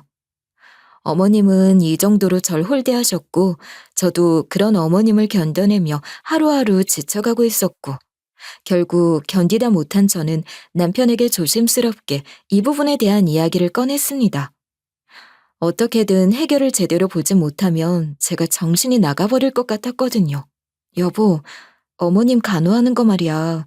돈이 좀 많이 들어도 간병인을 고용하는 게 어떨까? 어머님이 내가 가서 돌봐드리는 걸 별로 안 좋아하시는 것 같아. 창피하시는 건지 아님 그냥 내가 싫으신 건지. 뭐? 그럴 리 없어. 어머니가 당신을 얼마나 좋아하시는데. 그냥 몸이 안 좋으셔서 예민해서 그러시는 거겠지. 간병인 그거 한 번 쓸 때마다 돈이 어마어마하게 깨지고 요즘 뉴스 보니까 안 좋은 기사들도 많이 뜨고 그러던데. 미안하지만 당신이 수고를 좀 해줘. 남편은 제 속을 아는지 모르는지 그저 어머님의 비위를 잘 맞춰드리기만 하면 된다는 말을 했습니다. 아픈 사람을 직접 돌보지 않는 사람은 그 고충을 알 턱이 없구나 라는 생각이 들더군요. 이때 알아차려야 했어요. 남편이 어떤 사람인지, 저희에게 어떤 말도 안 되는 일이 일어날지에 대해서 말이에요. 그렇게 어머님이 몇 번의 입퇴원을 반복하고 저도 병간호에 점점 정신적으로 신체적으로 지쳐가던 어느 날 어머님이 병원 침대에서 떨어지는 낙상사고를 당하게 되셨어요. 원래 낙상사고의 경우 엉덩이 부분부터 떨어지거나 몸의 옆쪽으로 떨어지는 경우가 다반사인데 불행히도 어머님은 떨어지실 때 머리부터 떨어지시는 바람에 부상의 정도가 심각했습니다. 곧바로 정밀검진에 들어갔고 CT를 찍어본 결과 상황이 아주 심각했습니다. 어쩌면 최악의 경우 평생 의식 없이 식물인간으로 살아야 할 수도 있는 상황이었어요. 여기 보시면 신상도 다 손상이 되어 있고 머리 쪽으로 이상 소견도 보이고 있습니다. 우선 기다려봐야겠지만 지금 상황으로 보면 식물인간이 되실 가능성이 매우 높습니다. 선생님, 기적이 일어날 확률은 몇 퍼센트 정도 되는 건가요? 저희 어머님 정말 못 깨어나시는 거예요? 저희는 항상 만에 하나의 가능성을 두고 환자분들을 치료하고 있습니다. 대충 1~2% 정도의 가능성은 희박하게 남아있으니 우선은 중환자실에서 차도를 한번 기대해 봅시다. 청천벽력 같은 소식에 하늘이 까매지는 기분이 들었어요. 정말 지독히도 절 구박하고 미워하셨던 어머님이었지만 정작 의식 없이 식물인간으로만 살 수도 있다는 이야기를 들으니 정말 억장이 무너져 내리는 것 같더군요. 저도 저대로 허망함을 느꼈지만 신우와 남편도 병원 측에다가 환자 관리를 제대로 하지 못했다며 울고불고 난리를 쳤습니다. 종합병원급이라면서 환자 관리를 어떻게 하는 거야 대체? 간호사들이 24시간 상주하는 거 아니야? 그런데 환자 하나 떨어지는 걸 못 막냐고 어떡해. 우리 엄마 불쌍해서 어떡해. 평생 우리 남매 키우면서 호강도 제대로 못 지켜드렸는데 이대로 식물인간으로 살다가 돌아가시면 어떡하냐고. 우리 엄마 돌아가시면 이 병원 고소할 거야? 솔직히 신우와 남편의 행동이 좀 과해 보이기도 했지만 한편으로는 저렇게 목이 터져라 오열을 하면서 소리를 지르는 것이 이해가 갔어요. 만약 내 부모가 이런 일을 당했다면 나는 과연 무너지지 않고 버틸 수 있었을까? 이 생각을 하는 것만으로도 가슴이 갈기갈기 찢어지는 느낌이 들었어요. 남편과 신우는 당장 회사를 그만둘 여력이 없었기 때문에 늘 그랬던 것처럼 제가 어머님을 돌보게 됐어요. 마침 회사에도 퇴사를 신청해둔 상태였기에 시간적으로도 어느 정도 여유가 있었습니다. 그러다 보니 자연스럽게 병원에 머무는 시간이 늘어나게 됐어요. 그렇게 오열을 하고 소리를 지르던 남편과 신우는 며칠 동안은 거의 매일 찾아왔지만 시간이 지나면서 점점 찾아오는 횟수가 줄어들게 됐고 결국엔 2주에 한두 번 얼굴만 비추는 정도로 병원에 찾아왔어요. 솔직히 현실적으로 두 사람 모두 바쁠 수 있다는 건 이해했지만 그래도 한편으로는 자기 엄마가 저렇게 아픈데 일이 먼저인가 싶은 생각도 들었어요. 제가 전담으로 간병을 하다 보니 중환자실 간호사분들도 제 얼굴을 기억하게 되었고 하루에도 여러 번 들락날락하는 저에게 늘 따뜻한 말을 건네주셨어요. 보호자님들은 다 고생을 많이 하시는데 이렇게 며느님 혼자 와서 병간호 하시는 분들은 거의 없으세요. 정말 효부이신 것 같아요. 네, 그래도 저희 어머님께서 저한테 잘해주셨어서요. 미운 정 고운 정 다 들었는데 저렇게 누워 계시니 마음이 영 안 좋아요. 얼른 훌훌 털고 일어나셨으면 좋겠네요. 네, 며느님께서 아주 지극정성으로 돌봐주셔서 환자분도 감동받고 기적처럼 일어나실 거예요. 저 중환자실에서 일한 지만 13년이 되었는데 식물인간 진단 받으시고 깨어나신 분들도 더러 계시거든요. 절대로 희망 잃지 마세요. 미우나 고우나 건강한 것이 제일 좋은 것이었기 때문에 저는 어머님께서 얼른 자리를 털고 일어나 주시기만을 바랬어요. 저한테 욕지거리를 하셔도 좋고 손을 올리셔도 좋고 이유 없는 구박을 하셔도 좋으니 제발 정신만 차려주시기를 빌고 또 빌었죠. 하지만 이런 제 마음을 아는지 모르는지 어머님은 건강에 전혀 차도가 없었고 저는 매일 아침마다 면회를 가서 어머님의 손을 꼭 잡고 귓가에 속삭였어요. 어머님, 얼른 일어나셔야죠. 아범이랑 아가씨, 그리고 제가 이렇게 애타게 기다리고 있잖아요. 어머님께서 깨어나시기만 한다면 전 더 바랄 게 없을 것 같아요. 저의 간절함이 부디 하늘에 닿기를 바랬습니다. 시간이 지날수록 남편과 신우는 본인들 살아가는 것이 바빠 저와 어머님을 전혀 신경 쓰지 않았어요. 남편은 집에 늦게 들어오는 시간이 늘어갔고 술에 취해 들어오는 날들도 다반사였죠. 그래서 한날은 너무 화가 나서 새벽 3시에 들어온 남편을 붙잡고 소리를 질렀습니다. 당신 정말 해도 해도 너무한 거 아니야? 당신은 어머님이 중환자실에서 생사를 다투고 계시는데 목구멍으로 술이 넘어가? 아, 또 잔소리. 당신이 알아서 잘 돌봐드리고 있는데 나까지 굳이 신경을 써야 해? 무슨 일이 생기면 당신이 나한테 제일 먼저 연락 주겠지. 이건 무관심이 아니라 신뢰인 거고 그만큼 당신을 믿고 맡기는 거야. 대체 무슨 소리인가 싶었어요. 남편의 마인드 자체가 이해가 가질 않았습니다. 보통 자기 부모님이 이 정도로 편찮으시면 자식들이 먼저 발벗고 나서서 병간호를 하거나 하지 않나요? 어머님이 언제 돌아가실지도 모르는 상황에서 천하태평인 남편을 보며 전 그저 답답한 마음만 가득이었어요. 그렇게 언제 끝날지 알 수 없는 병간호를 시작한 지 한 달 정도가 흘렀을 무렵이었습니다. 그날도 여전히 어머님의 병간호를 하고 있는데 잠을 설쳐서 그런지 잠이 너무 와르르 쏟아져 내리는 거예요. 그래서 저도 모르게 순간 잠이 들어버렸습니다. 졸지 않으려고 애를 쓰다가 풀썩 쓰러져 버린 것 같았죠. 그렇게 얼마간의 시간이 흘렀을까? 옆에서 누군가 절 흔들어 깨우는 것이 느껴졌습니다. 아차, 면회 시간이 다 되었겠구나 싶어 후다닥 자리에서 일어난 저희 눈앞에 믿기지 않는 광경이 펼쳐졌습니다. 어머님! 저를 흔들어 깨운 사람은 다름 아닌 아까 전까지만 해도 누워 계시던 어머님이셨어요. 그래서 전 꿈을 꾸는 줄로만 알았습니다. 하지만 생생히 느껴지는 피부의 촉감하며 따뜻한 히터의 공기하며 꿈이라고 하기에는 너무나도 생생한 느낌이었어요. 어머님, 이거 꿈 아니죠? 아니, 꿈 아니다, 아가. 나 깨어난 거 맞아. 어머님, 괜찮으세요? 지금 바로 선생님들 모셔올게요. 아니다. 가만히 있어. 지금부터 내 이야기 똑똑히 들어라. 내가 깨어났다고 그 누구에게도 알리지 말고 지금 바로 네 차에 시동부터 걸어서 여기 내가 적어준 장소로 가거라. 지금 당장. 네? 어머님, 하지만 선생님들께는 지체할 시간 같은 거 없어. 빨리빨리 움직여. 나중에 내가 다 설명해 줄 테니까 지금은 빠르게 움직이는 게 우선이야. 기쁨과 놀라움, 당황스러움이 한 번에 밀려들어와 어찌해야 할지를 몰랐어요. 제 손에 쪽지를 쥐어주시는 어머님의 눈빛이 너무나도 진지해 보였기에 묻고 싶은 것들이 한 트럭이었지만 전 한마디도 더 묻지 않고 병실을 빠져나와 손에 쥔 쪽지를 펼쳐보았습니다. 거기에는 알 수 없는 주소가 적혀 있었고 저는 내비게이션에 주소를 입력한 후 그 장소를 향했어요. 그렇게 한참을 달려 어머님이 알려주신 장소로 도착했을 때 저는 그곳에 보이는 광경들을 보고서 경악을 금할 수 없었습니다. 정말 엄청난 진실들이 절 기다리고 있었거든요. 어머님이 알려주신 그 장소는 생각보다 훨씬 외진 곳에 있었습니다. 인적이 드문 시골, 산 쪽이었어요.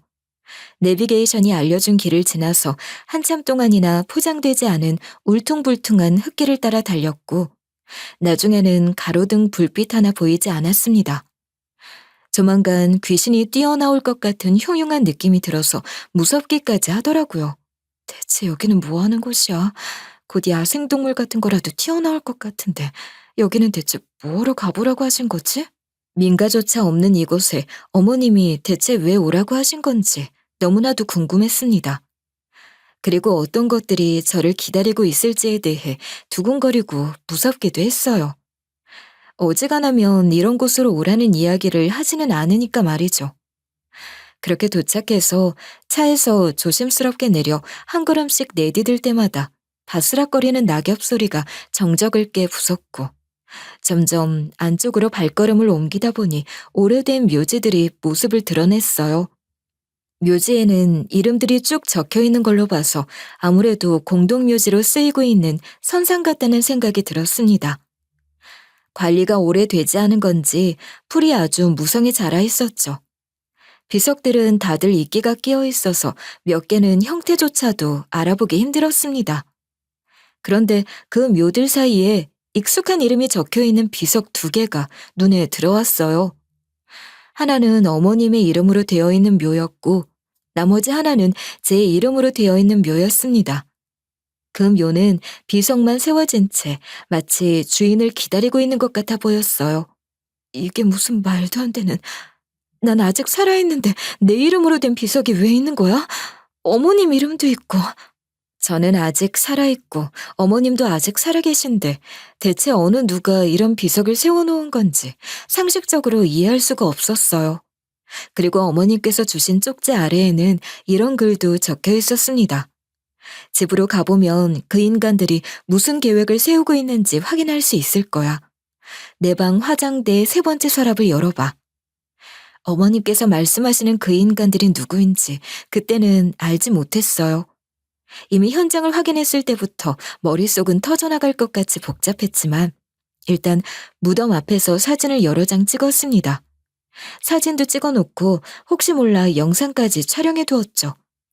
그렇게 정신없이 촬영을 한 후 전 곧장 어머님 댁으로 향했어요. 운전대를 잡고 있는 손에는 땀이 흘러 축축하게 젖어갔고 머릿속은 온갖 생각으로 복잡해졌어요. 이때까지만 해도 대체 무슨 일이 일어나고 있는 것인지에 대해 전혀 인지를 하지 못했습니다. 그리고 어머님 댁에 도착한 저는 조심스럽게 안으로 들어갔어요. 어머님께서 1달 넘는 기간 동안 집을 비워두셨기에 사람의 온기라고는 찾아볼 수도 없었을 뿐 아니라 묘한 서늘함마저 감돌았어요.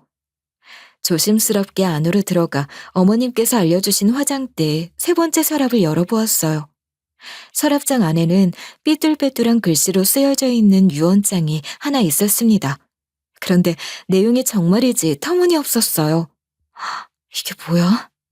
나 김말수는 세상을 떠나면 며느리에게는 재산을 단 한 푼도 증여하지 않으며 큰아들에게 90%, 딸에게 10%의 재산을 증여하겠다고? 말도 안 되는 내용이었습니다. 유산을 분배하는 비율 자체가 잘못됐다는 생각이 들었죠. 아무리 남편이 장남이라고 한들 유산을 이렇게 나눠주는 것 자체가 말이 안 된다고 생각했어요.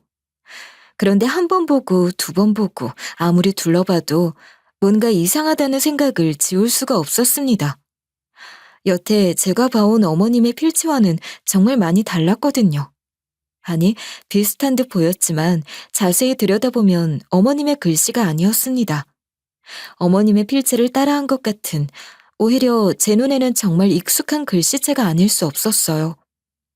그 글씨체가 누구의 글씨체였는지 궁금하시죠? 바로 남편의 필체였어요. 저는 남편과 부부였기 때문에 자세히 들여다보지 않아도 한눈에 알아볼 수 있었습니다. 아무래도 이렇게 허위 유언장을 작성해서 어머님이 돌아가시게 되면 변호사에게 공증으로 제출할 생각이었던 것 같아요. 그리고 어머님께서 가지고 계신 유산을 본인 혼자 독식할 심산이었겠죠. 그리고 유언장 옆에는 낡은 휴대폰 하나가 놓여 있었는데 쪽지에는 그 휴대폰 속 사진첩을 확인해 보라는 내용이 적혀 있었습니다. 그래서 저는 그 말대로 휴대폰을 열어 사진첩을 확인했는데 그 안에는 믿을 수 없는 사진들과 영상들이 한가득 들어 있었어요. 세상에, 이게 다 뭐야? 이 여잔 대체 누구지? 남편과 낯선 여자가 딱 달라붙어서 다정하게 찍은 사진들. 남편은 저 말고 다른 사람을 만나고 있는 것 같아 보였어요. 즉, 내연녀가 있었고 내연녀와 함께 어머님을 해하고 유산을 혼자 독식하려는 속셈을 가지고 있는 걸로 보였습니다. 신우에게는 들키지 않을 정도로만 유산을 나눠주고 어머님의 필체를 기억해서 허위로 유언장을 작성해 놓은 걸로 추측했어요. 그런데 더 웃긴 게 뭐였는 줄 아세요? 그 휴대폰의 주인이 바로 내연녀였다는 사실이었어요. 그 안에는 사진첩 말고도 녹음 파일들도 존재했습니다. 저는 조심스럽게 하나하나 녹음 파일을 모두 들어보았어요. 와, 그런데 듣자마자 기가 썩어버리는 줄 알았습니다. 이거 어차피 사고로 위장하면 그만이야. 우리가 한 짓이라는 것도 모를 거고 어머니께서 사용하시는 병실은 2인실인데 지금 혼자 쓰고 계시니까 티도 안 나겠지. 아, 그래? 거기 병동 간호사들은 어때? 혹시나 낯선 사람이 왔다 갔다 하면 티가 날 수도 있잖아. 이상한 사람이라고 경찰에 신고라도 하면 어떡하게. 난 이 일 복잡해지는 거 딱 질색이야. 계획도 잘 세워야 하는 거라고. 내가 한번 테스트를 해봤는데 거기 병동 간호사들 관심도 없어. 그러니까 얼마든지 위장 가능하다는 소리야. 걱정하지 마. 어차피 우리 계획은 뭐 하나 틀어짐 없이 아주 완벽하게 구현될 거니까. 그래도 만에 하나 대비해서 장치를 준비하는 게 낫지 않겠어? 나중 가서 일 꼬이는 것보다는 훨씬 나을 것 같은데, 자기. 아유, 우리 자기는 정말 겁도 많다니까. 걱정하지 마. 만약에 무슨 일이 생긴다고 하더라도 우리 자기한테는 절대로 피해 안 가게 내가 온몸으로 막아줄게. 어머니 유산이 내 손에 들어오기만 하면 바로 이혼하고 자기랑 외국으로 나가서 살 거야. 동생이랑도 연을 완전히 끊어버리고. 정말이지? 약속했다? 통화 내용을 들은 저는 온몸에 소름이 쫙 끼치는 듯한 느낌을 받았어요. 팔을 만져보니 온 팔에 닭살이 돋아있더군요. 되도 않는 행복 회로를 돌려대는 남편의 목소리를 들으며 속 깊은 곳에서부터 욕지기가 올라오는 것 같은 느낌을 받았어요. 아내가 있는 사람이 바람을 핀다는 것도 이해가 가지 않았지만 어머님의 유산을 노리고 한 행동은 도저히 용서를 할 수가 없을 것 같았습니다. 대체 자기 어머니에게 고의로 피해를 입힐 생각을 어떻게 한 건지. 남편의 생각 자체를 이해할 수도 받아들일 수도 없었어요. 그리고 마지막 음성 메시지에는 남편과 바람을 피운 여자의 음성만이 들려왔습니다. 처음부터 끝까지 이 내용들을 다 들으셨을 거라고 생각해요. 이 인간은 돈을 위해서라면, 자신의 권력을 위해서라면 가족도 아내도 없이 야망만 쫓는 아주 무서운 사람이에요. 이 사람의 더러운 면모를 부디 세상에 알려줬으면 하는 마음을 담아 음성을 녹음해서 저장합니다.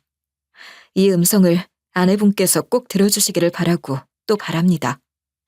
그리고 혹시나 해서 말하는 건데 난 당신 남편 좋아한 적도 사랑한 적도 없어요. 오직 복수 하나만 생각하고 도움드리는 거니 오해하지 말아주세요. 겉으로는 남편의 내연녀 같아 보이던 그녀는 사실 저와 어머님의 조력자였어요. 겉으로 연인인 척 연기를 하면서 속으로는 모든 증거를 수집하고 있었던 거였죠. 남편이 좋아서 바람을 핀 것이 아니었고 작당 모의를 하면서 증거를 만들어내고 행동에 복선을 남겨놓고 어떻게 보면 머리를 쓴 거라고도 할 수 있었어요. 저는 모든 것들을 확인하고서 온몸이 부들부들 떨려오는 것을 여실히 느꼈습니다. 어떻게 사람의 탈을 쓰고 이런 일들을 아무렇지 않게 공모할 수 있는 건가 싶었어요. 무엇보다 더 충격적이었던 건 어머님이 돌아가시고 나면 다음 타겟은 저였다는 사실이었습니다. 저의 비서까지도 마련이 되어 있었으니까요. 이 일을 지금에서라도 알게 되어 참 다행이라는 생각이 들었어요. 한참 동안 망설이고 있던 저는 전화기를 들어 어머님께 전화를 걸었습니다. 어머님, 저 어머님 댁에서 모든 것들을 다 확인했어요. 조작된 유서도 확인했고 전화기에 담겨있는 사진하며 음성 메시지까지 전부 다 확인했어요.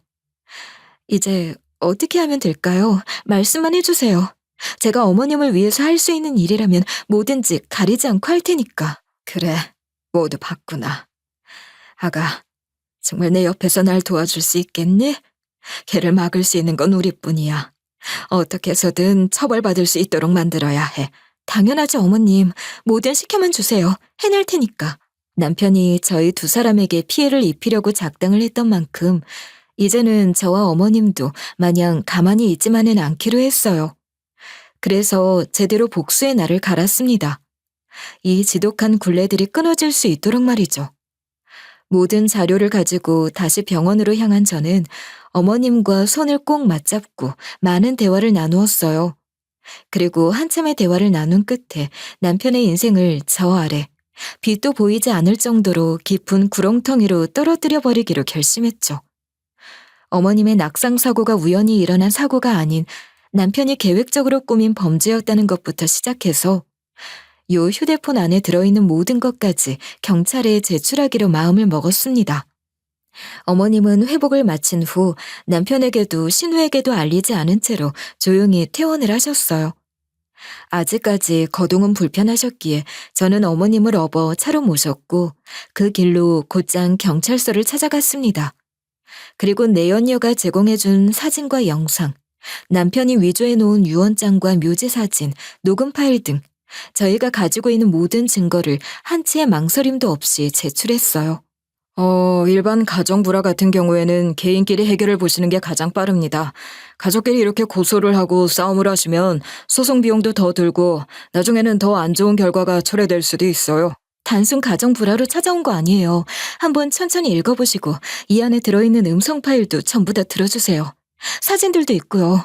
필적 감정도 한번 해보시는 게 좋을 것 같아요. 수상한 게 한두 가지가 아니거든요. 저희의 이야기를 들으신 경찰관님은 굉장히 당혹스러운 표정을 지으셨어요.